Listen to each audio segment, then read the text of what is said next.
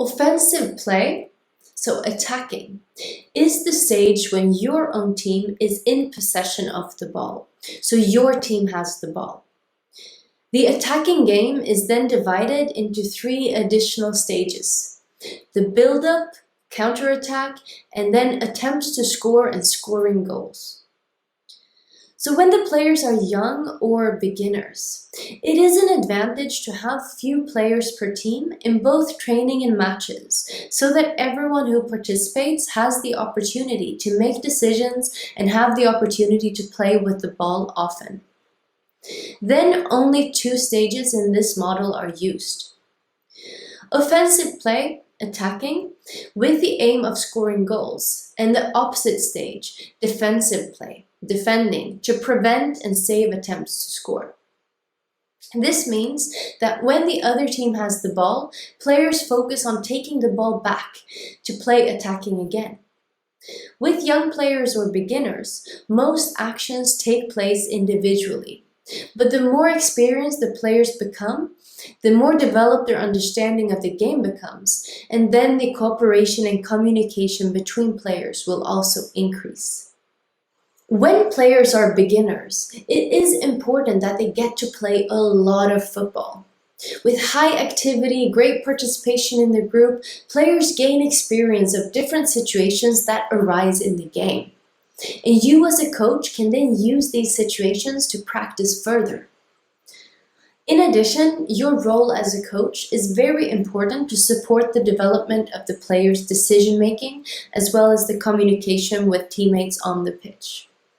So design exercises where the team can practice discovering and solving different solutions that arise during the game. Ask questions and talk to players to find solutions to the situations that arise, and encourage and praise desirable behaviors. Players learn from practice and trial, conversation, reflection, and drawing their own conclusions. Players also learn to handle different situations that arise in a match by playing different positions within the team. And this is especially important for beginners. Then they get to practice being a goalkeeper, defender, forward, and midfielder in order to gain a better understanding of the game of football.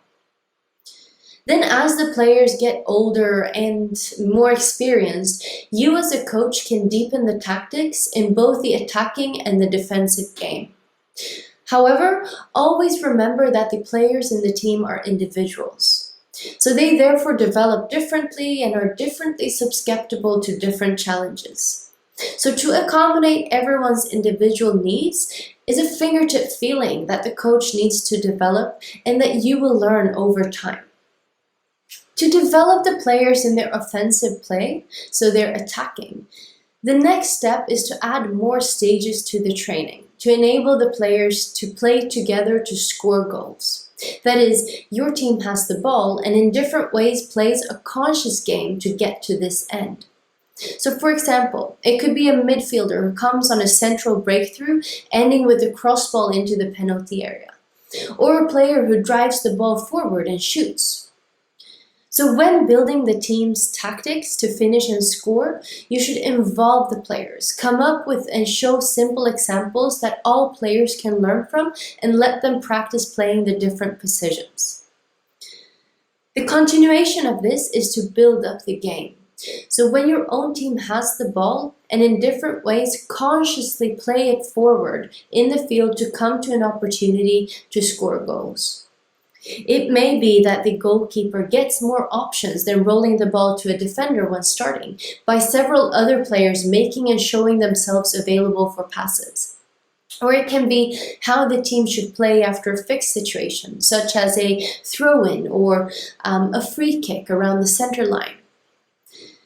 Or it can be how the team should play outside the other team's penalty area to create chances and arrive at scoring a goal. So when we talk about building up the game, we talk about strategic ways that the team consciously plays to be able to score goals. Remember to let players challenge themselves and adapt the level of the training to the individuals in the team.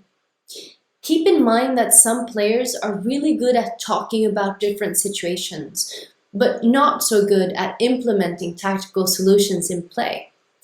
Whereas some might be the other way around, technically great, but having a hard time understanding and talking about the tactical solutions you want to implement. So always let players show their different abilities and skills to each other and adapt the level of training to suit everyone. It is important that you remember that the best way to learn to play football is to play football. So divide your team into different smaller teams and play. It's really the best training. Then you as a coach see what different players can do and what they need to practice more on, and you can then highlight this and organize the exercises and games to this end, but always through playing football in an as game-like situation as possible.